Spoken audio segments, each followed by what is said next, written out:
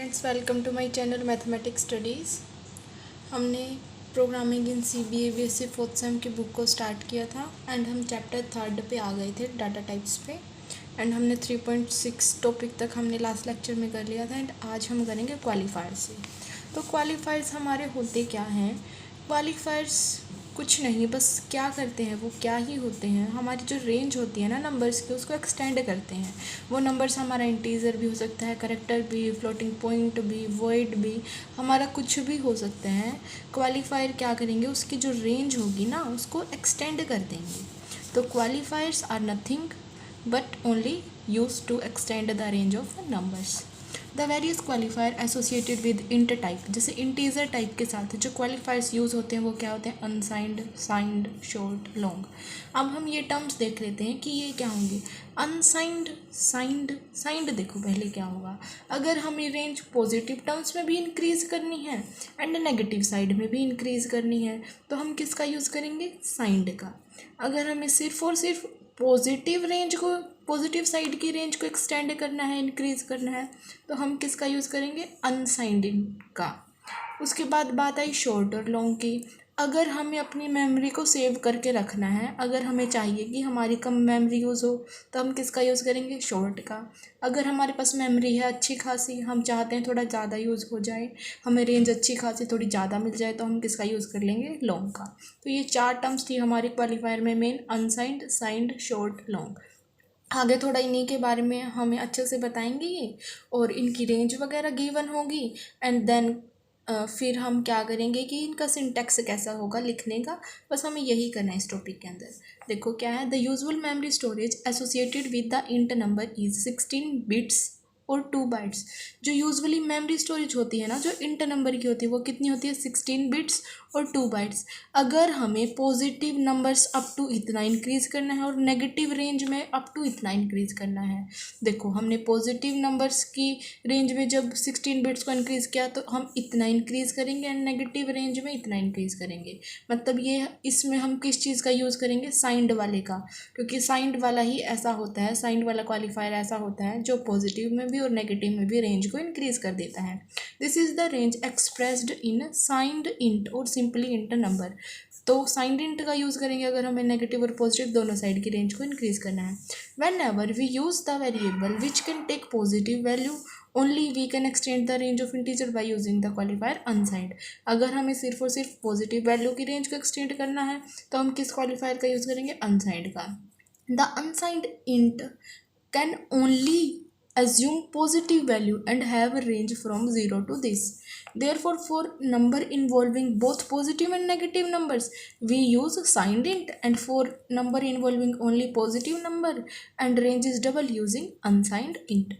तो आगे होगा समझ कि अनसाइंड इंट में तो अगर हमें दोनों टाइप के पॉजिटिव नंबर्स की तरफ एंड नेगेटिव नंबर्स की तरफ रेंज को इंक्रीज करना है तो हम अनसाइंड इंट का यूज़ करेंगे, और सिर्फ पॉजिटिव नंबर की रेंज को अप टू 0 to 65535 तक रेंज को इंक्रीज करना है तो हम किसका यूज़ कर लेंगे? अनसाइंड वाले का। अब क्या है, देखो कि हम उसको कैसे लिखेंगे। हमारे शॉर्ट इंट भी होते हैं एंड लॉन्ग इंट भी होते हैं। वो साइज़ के हिसाब से, अगर साइज़ ज़्यादा लेनी है हमें तो हम लॉन्ग इंट का यूज़ कर लेंगे, अगर कम लेनी है तो शॉर्ट इंट का यूज़ कर लेंगे। On many computer if the qualifier long is placed before the int declaration. अब देखो अगर हमें इंट डिक्लेरेशन मतलब हमने एक इंटीजर को डिक्लेयर कर दिया है। फॉर एग्जांपल हम ऐसे नहीं लिख देते थे इंटीजर एक्स, ये हमने ऐसे डिक्लेयर कर दिया एंड देन सेमीकोलन। ये हमारा क्या होता था? सिंटैक्स होता था किसी भी इंटीजर को डिक्लेयर करने का। अब अगर हम उसके आगे लॉन्ग लगा दें तो उसका क्या मतलब होगा कि जो हमारी ये इंटीजर एक्स है उसकी जो रेंज है ना वो एक्सटेंड हो गई है अगर हम इसके आगे लॉन्ग लगा दें। और the range the associated variable is extended, मतलब जो इंट डिक्लेयर किया था हमने, एक इंटीजर डिक्लेयर किया था, अगर हमने उसका आगे लॉन्ग लगा दिया तो जो वो वेरिएबल था ना उसकी जो रेंज है वो क्या हो गई? एक्सटेंड हो गई एंड देन सेमीकोलन। ही हो गया हमारा डिक्लेयर करने का सिंटैक्स। ओके, अब the long int number can be displaced by changing the conversion specified in the printf control string। उसको हम इससे रिप्रेजेंट करेंगे या कैपिटल से भी रिप्रेजेंट कर सकते हैं। ये printf अब आपके इसी चैप्टर के अंदर आगे आएगा तब आपको डिटेल में मैं बताऊंगी। अभी के लिए आप यही समझे कि इसके स्ट्रिंग कंट्रोल को हम ऐसे लिख सकते हैं। ओके, अब देखो, सिमिलर टू लॉन्ग इंटीजर, जैसे लॉन्ग इंटीजर होता है वैसे ही हम शॉर्ट को भी डिक्लेयर कर सकते हैं। लॉन्ग में तो हमारी जो रेंज एक्सटेंड हो जाएगी, इसमें हमारी कम होगी, इस वजह से जो हमारी मेमोरी है वो सेव हो जाएगी, और हमारी जो मेमोरी है वो कैसे लगेगी, कम लगेगी, मतलब less memory than long ones. Okay, अब क्या बोल रहे हैं कि अगर हम जैसे लॉन्ग इंट एक्स लिख दिया हमने, अगर हम ये इंटीजर भी ना लगाएं, ऐसे लिख दे सीधा लॉन्ग एक्स, तो भी इसका और इसका मतलब सेम ही होगा। मतलब इस अगर हम यहाँ इंटीजर नहीं भी लगाएं, इंट नहीं भी लगाएं, तो भी जो इसका मतलब होगा वो सेम ही होगा। हम यही एज्यूम कर लेंगे कि यहाँ पे कोई ये एक्स है वो एक इंटीजर ही है।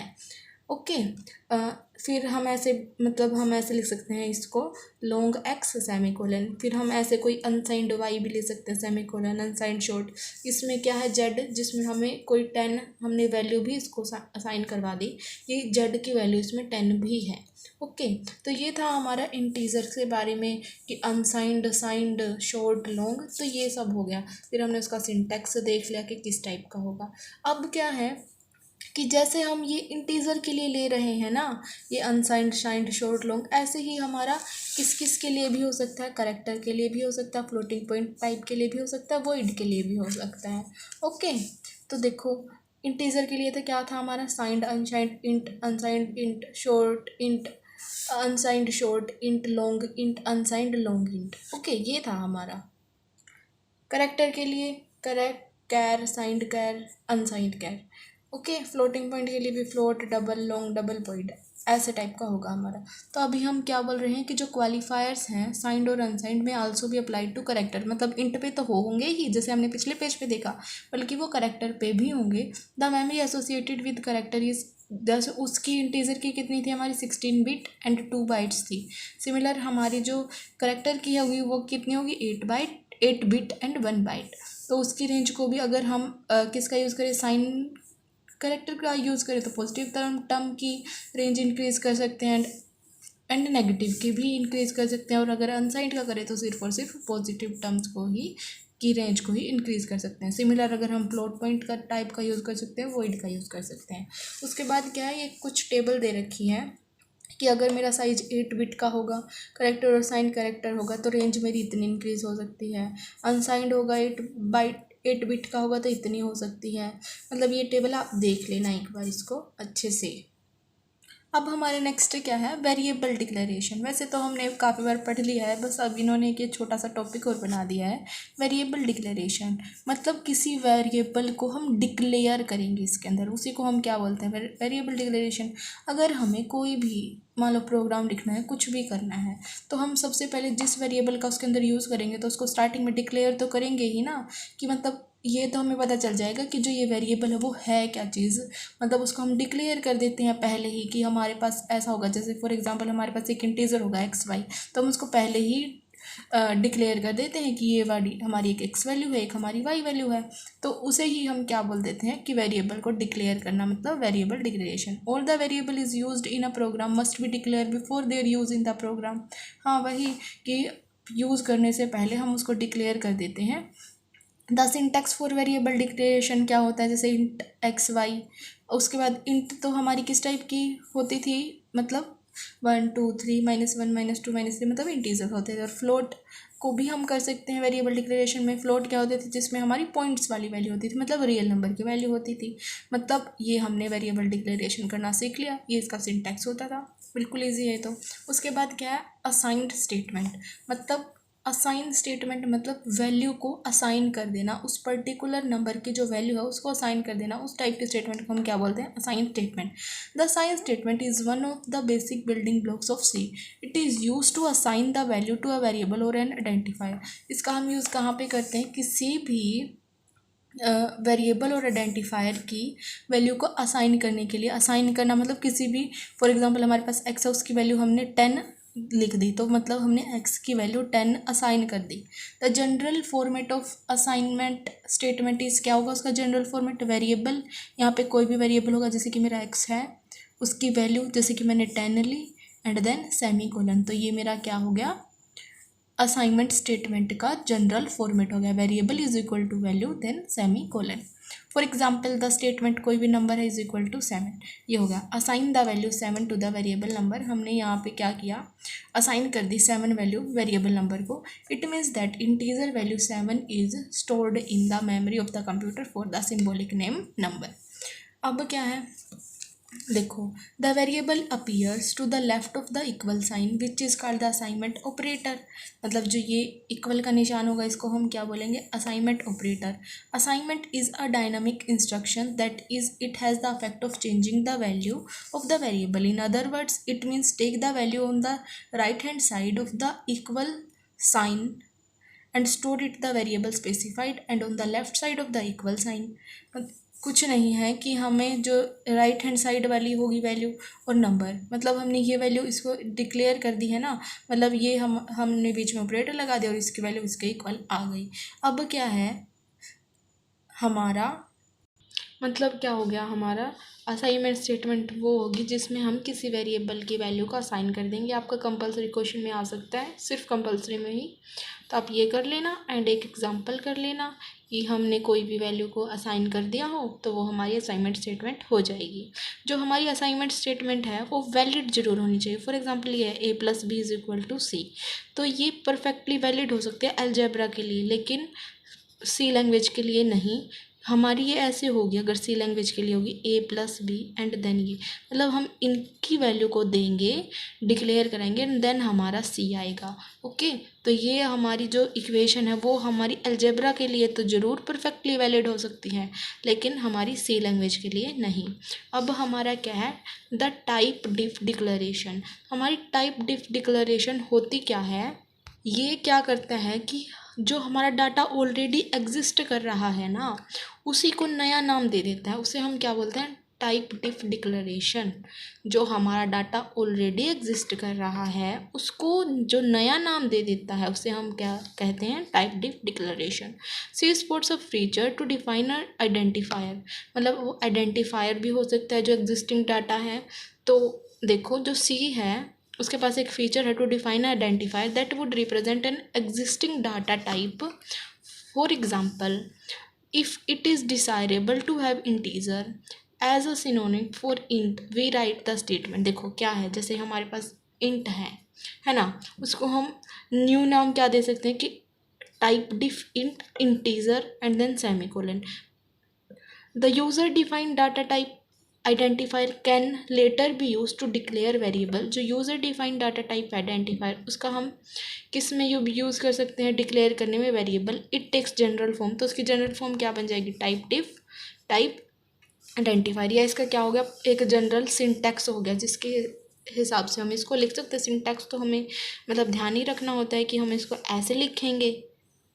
अब देखो इसमें जो ये टाइप है वो हमारा क्या रिप्रेजेंट कर रहा है कि जो डाटा मेरा ऑलरेडी एग्जिस्ट कर रहा है, और आइडेंटिफायर मेरे क्या होंगे, जो हम उसको नया नाम देंगे एग्जिस्टिंग डाटा को।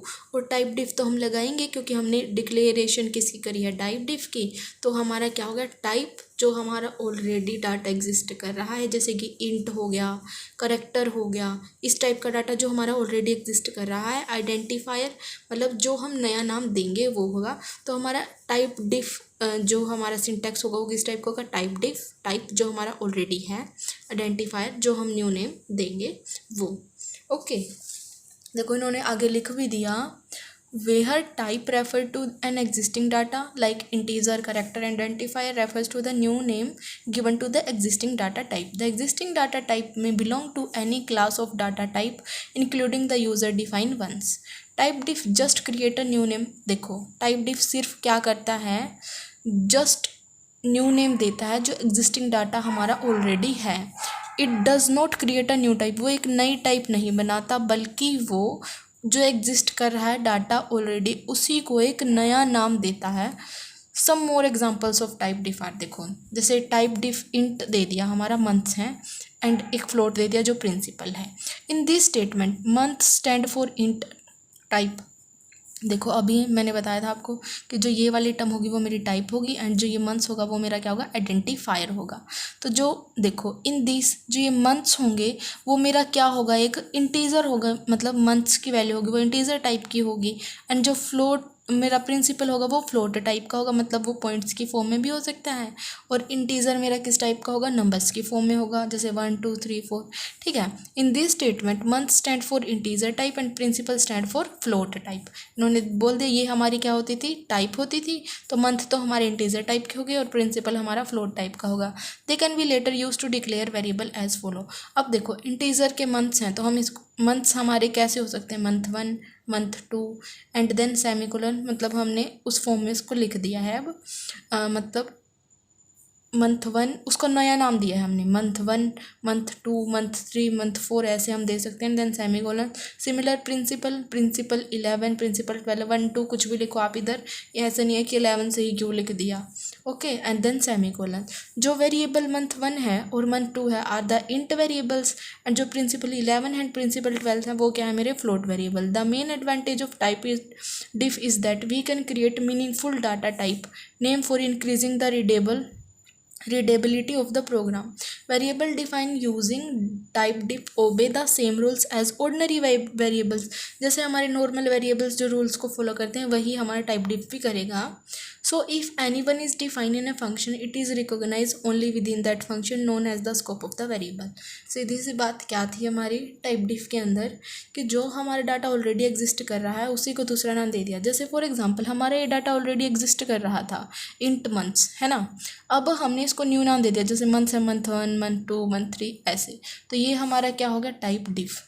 सिमिलर अगर मेरा फ्लोट प्रिंसिपल है तो मैंने इसको भी न्यू नाम दे दिया, प्रिंसिपल 11 प्रिंसिपल 12, तो ये भी मेरा क्या होगा, टाइप डिफ। इसका सिंटैक्स था